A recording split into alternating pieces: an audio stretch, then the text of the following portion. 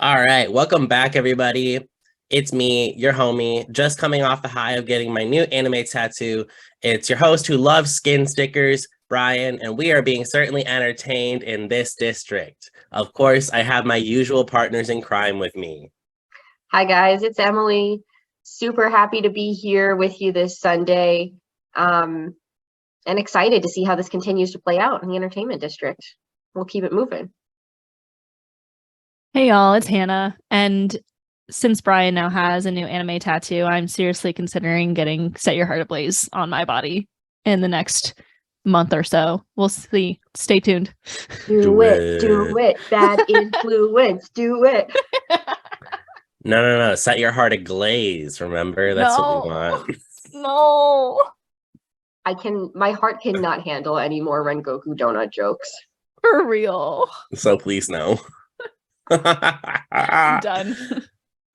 All right. Well, of course, we open this episode with Zenko missing all of a sudden. Concerning, moreover, the master of the house he pretty much couldn't care less about what's happened to him or the others that have gone away. What does this tell us about the dynamic of the house based on how we see this conversation play out and who's really running the show here? Oh, we know who's really running the show here, and it's not this guy, and it's not Omitsu, and it's not Zenko. I think that the dynamic of this house, we already kind of know, is very on edge because of the situation with Omitsu from a few days ago. So I think he's just getting more and more nervous that something horrible is going to happen at the hands of Warabe for sure. He's very scared of her, clearly. I think it's very obvious, and he's just kind of letting things go just because he's scared that she's going to do something if he continues to fight it. Very true. We love a powerful businesswoman.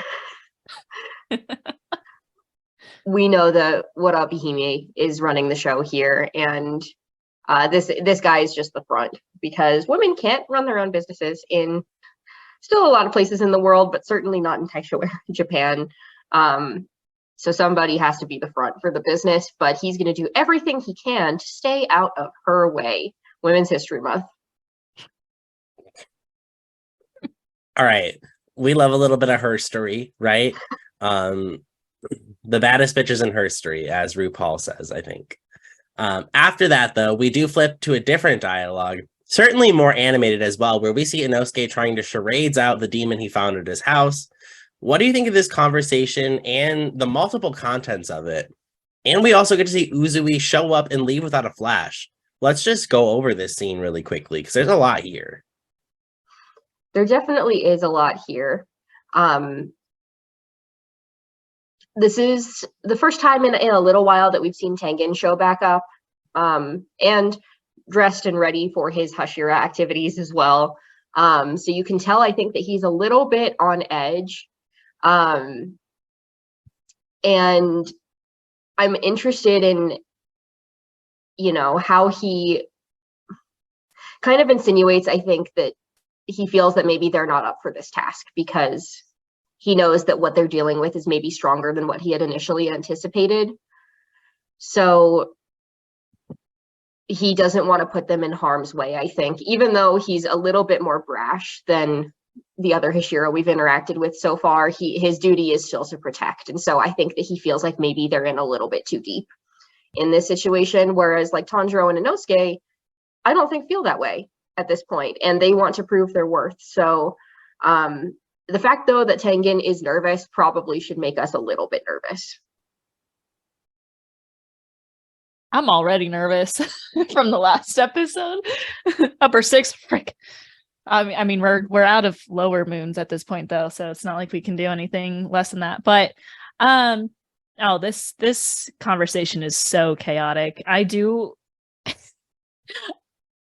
think it's absolutely hilarious.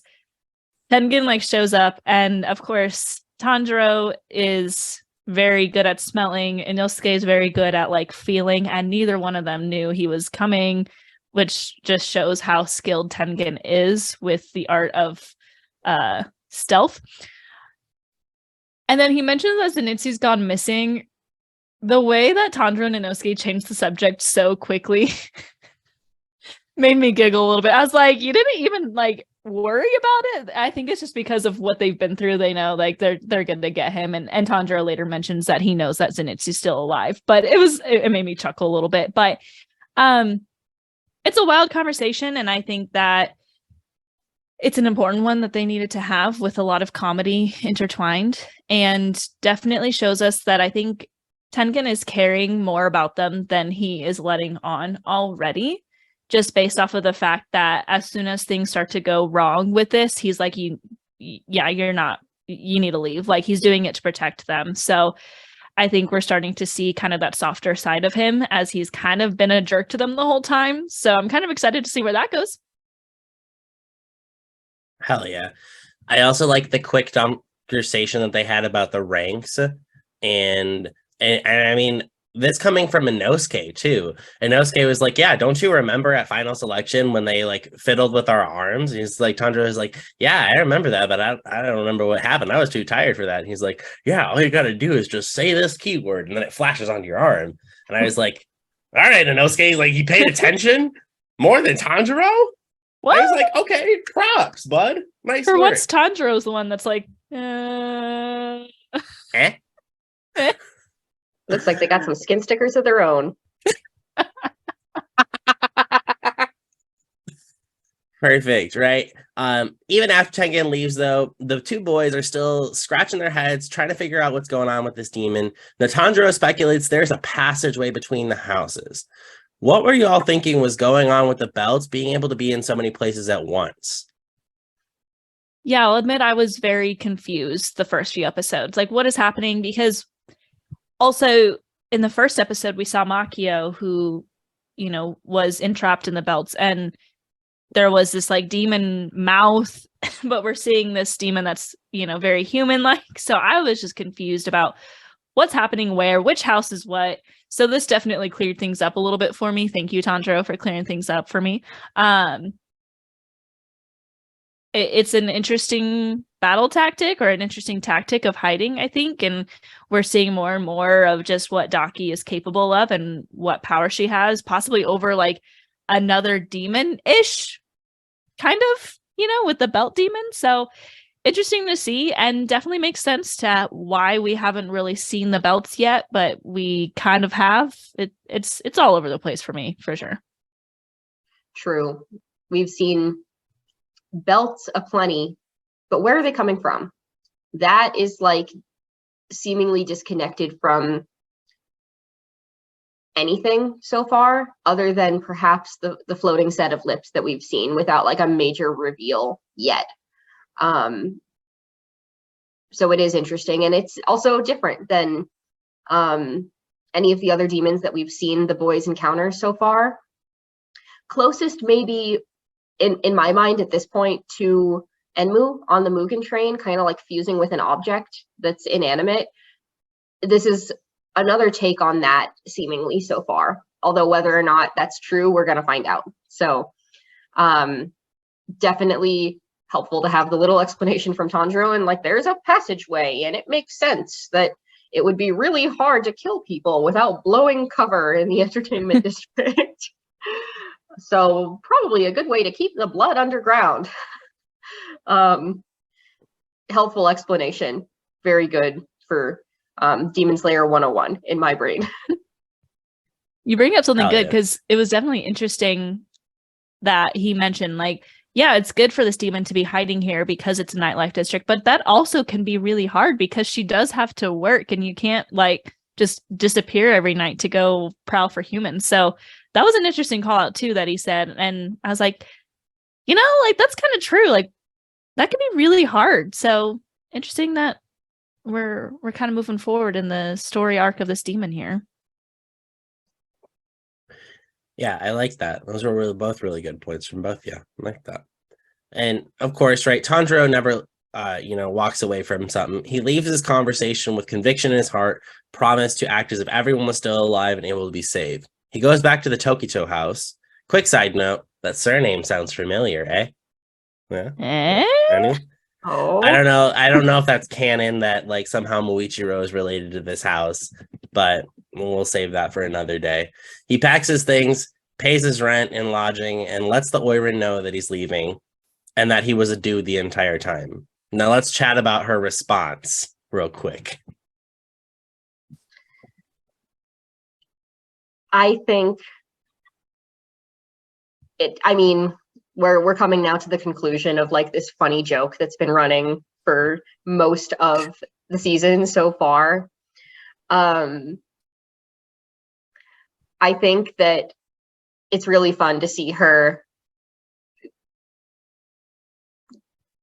kind of be surprised, I think, at the fact that she was like duped a little bit, but also like relaxing because it's like, oh, that kind of actually makes sense. And he's telling her that he's going to go rescue the girls that have gone missing. So I think that she's like relieved and like, oh, okay, and you're such a nice boy / girl. You're gonna do great. Go out there and do well. Gambare. Oh, I love how she's like, oh, I knew you were a guy. And he's just like, eh? Who knew I was busted? I'm just like, oh, like it was so obvious because he's so bad at lying. But it just is also interesting to me that she just kind of let him be. I feel like that's like a very trusting move on her part that could have backfired very quickly. Like maybe you should not just trust. Like, yeah, I knew you were a boy, and I'm gonna let you be in this brothel. Like totally fine. We are inclusive. Very interesting. And I think this conversation was really sweet and really just kind of like a nice little like, oh, like she's gonna go off, she's gonna get married, and good for her. Tanjiro's being sweet and giving her money for lodging. Like, who would think of that? Like, here, I'm leaving. Here's some money. Like, just a really great conversation, but silly as well. I like the way that Tanjiro was just like, I was busted. Rip. I mean, I think it was cute that at least like she was like, yeah, I kind of knew, but like I figured you had your own motives, and I was like, all right, she's not just a pretty face there, so we get to see some more herstory, as if you will, for Demon Slayers. Now, Koinatsu gets some more screen time after Tanjiro leaves the room. However, it's not the screen time we would have wanted to give her, and she's now left alone with our demon that we know is upper 6. Seems bad. That's rough, buddy. Oh god, I need to work on my attachment to characters because all that she had to say was, I'm gonna go get married and like be happy. And then I'm like, frick, she's gonna die. And I was so mad about it. It doesn't seem good at all. No, sorry. I'm not happy about it. No, absolutely not. It's like, and that's just the nature of the demons in the show, is like taking happiness away from humankind or like robbing them of futures that they would have had otherwise. And again, this is a character that we like barely know, that we don't get a lot of screen time with, but it is like, oh, like good for her. She's going to go have a nice life. Nope. Cut short. And it's a very, very brief synopsis of like the entire fight and like what the Demon Slayers stand for, because it's not fair. So not good, very bad. Yeah, I mean, hey, it's unfortunate, but I hope that we can maybe get towards them or get back at them somehow here. Now, Inosuke is waiting around for Tanjiro while he is trying to hunt the demon down, but decides to take matters in his own hands. Only way he's going to do it is by bursting through the ceiling, get the muscle mice to deliver his sword and outfit. And this is the first time we're seeing muscle mice. And off he goes. Uzui is also going back to get ready for the fight as he speaks with the master of the house and asks for more info. Are we starting to see Uzui be more of a good guy than we thought? I think so. I think but he's still kind of being a bad boy for this. But this time we kind of like it, I think, because it's like in defense of one of his wives, which is kind of nice. We're seeing him, I think, get a little bit more serious than he had been. He has a much more like laissez-faire kind of interest in maintaining the flashy persona so far that we've seen. This is where like things are getting real, he's a little bit threatening in this. It's like you can sense, I think, the power of the Hashira in this interaction that he has. Like, he's holding this guy at the edge of a kunai knife. So it's like, I don't know, the stakes are getting real. He's getting a little bit more involved and not as hands off as he was to let the boys go undercover and try to garner the information. He's taking actionable steps to find what's going on. So I do think I like him a little bit more. I think that he is a little bit better of a guy than we've maybe given him credit for, although he is still definitely like a little bit strange too, just like everybody else in this freaking show, but we love him.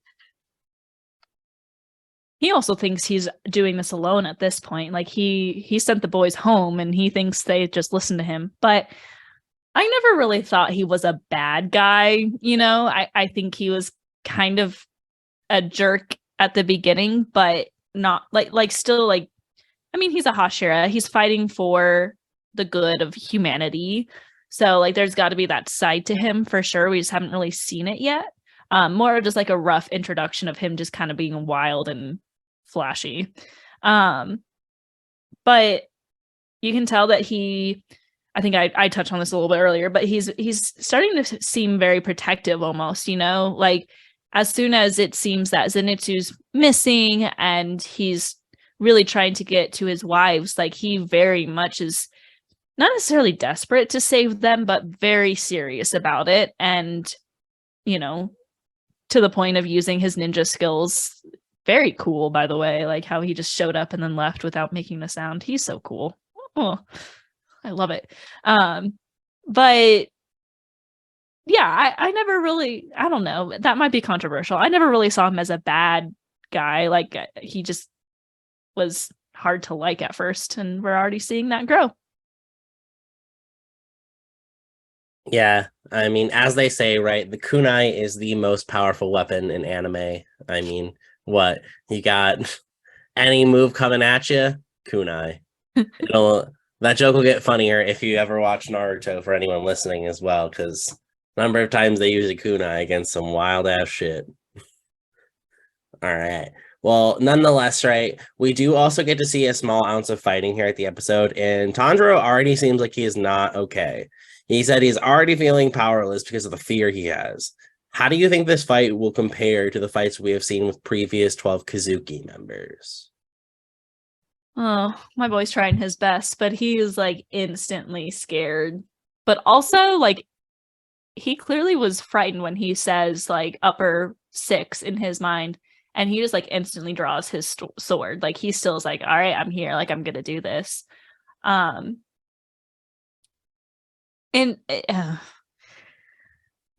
this is gonna be a tough fight. I mean, we already see that like Tanjiro is a lot stronger and he's a lot better and he's very fast, but she's able to just like hit him so quickly that like he couldn't react and he couldn't move, partially because he was so scared, but also like he hit his back super hard to the point of like she hit him with all the force where most people would die from just that. And of course, this is anime, and you know, I was kind of giggling because that happens to characters all the time where they get thrown against a wall and it breaks and stuff, and they like are always okay. So it's like, oh, that would have killed him. Right. But it definitely is, like we keep saying, this is about to be a pretty flashy fight, I think. Absolutely. I think it's going to be a difficult fight, and I agree that it's not great that Tanjiro's so nervous right away. He even goes to say something along the lines of like, I have to do this. I don't have a choice. Like, whether or not I think I can, I have to do this right now.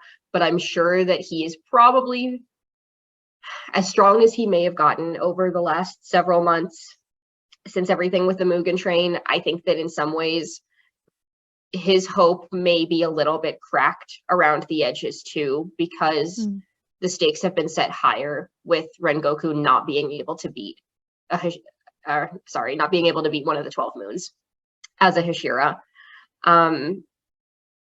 That's got to be horrifying. It like completely shatters, I think, the reality that he had perceived up till that point.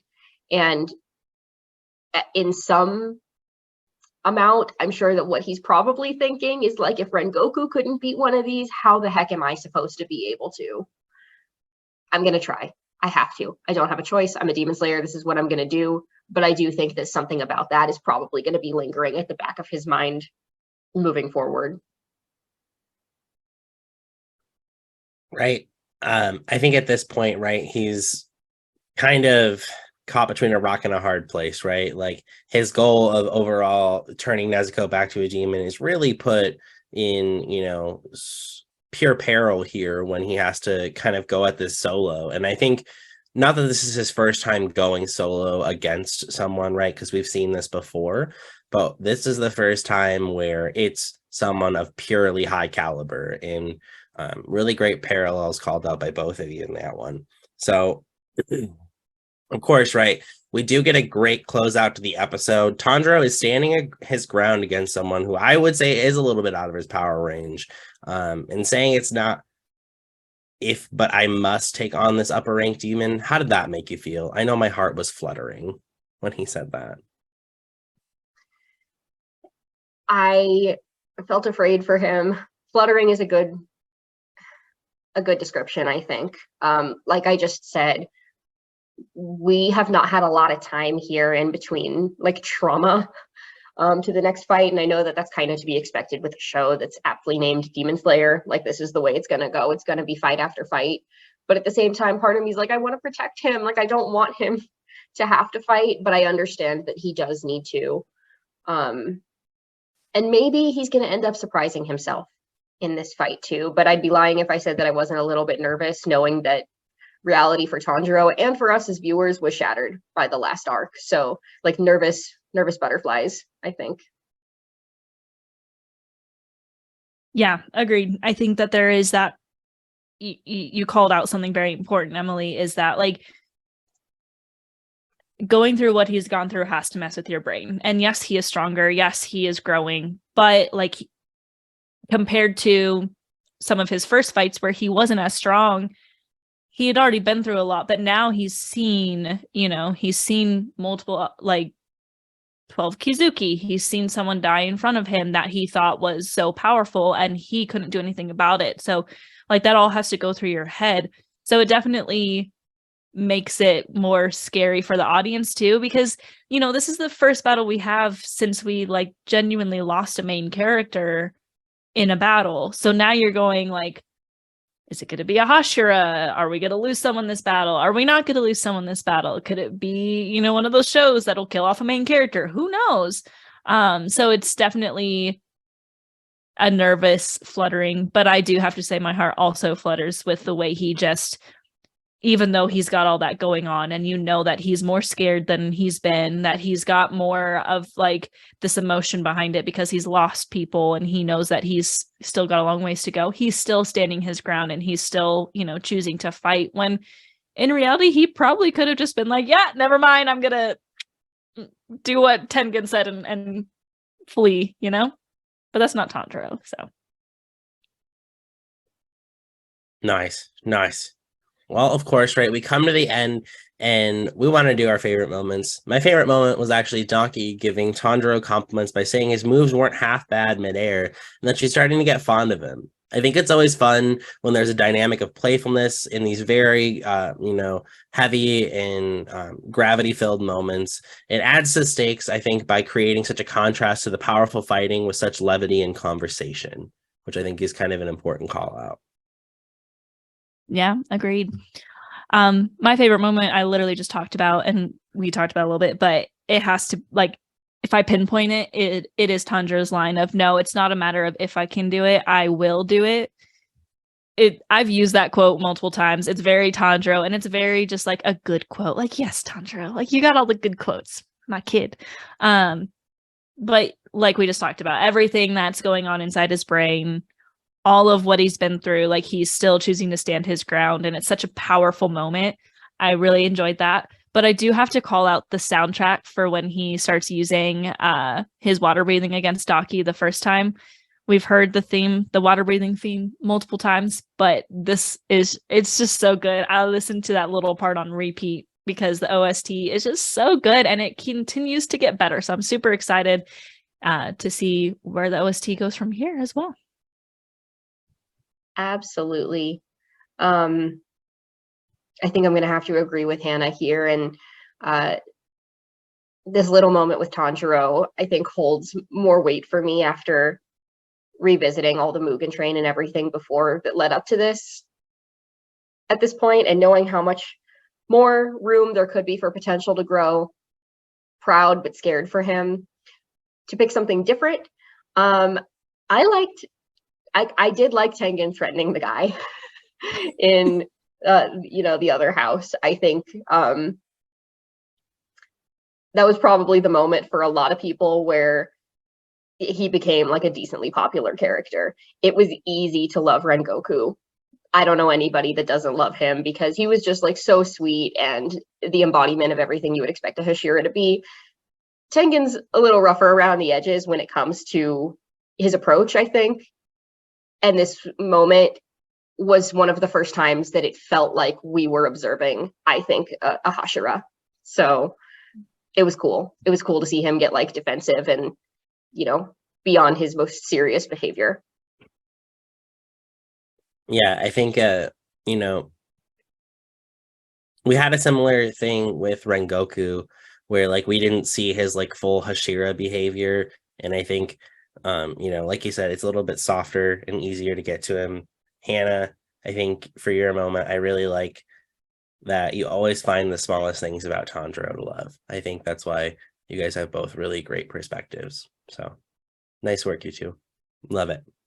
Well, that brings us to the end of this one. And now it's not the end of the entertainment district. It is the end of the jokes for this one. And as you can clearly tell, we are getting to the end of it. So we hope that you had a great time listening today.